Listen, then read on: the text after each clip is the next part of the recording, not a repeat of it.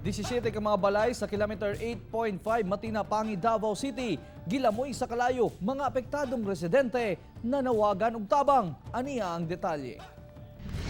Alas 5 Lunes sa hapon, nasunog ang mga kabalayan sa Santa Cruz kilometer 8.5 Matina-Pangi.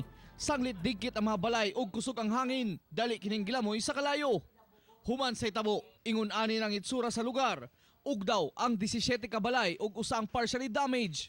Iyahay na lang og salbar ang mga residente sa mabaligya pang kabtangan.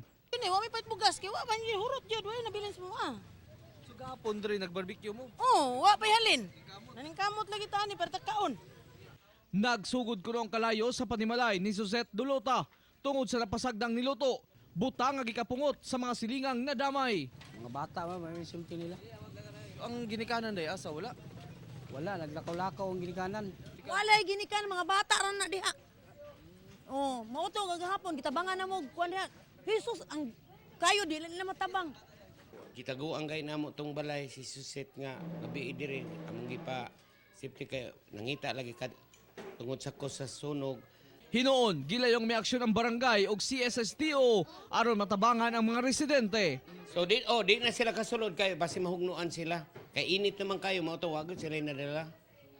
Sa gihapon, nanawagan ang mga apektadong residente og tabang, sanglit halos lang tanan, wala gayoy na salbar tungod sa kalit nga panghitabo. Kauban si Mansur Awing sa kamera, ako si Real Soroche para sa One Mindanao.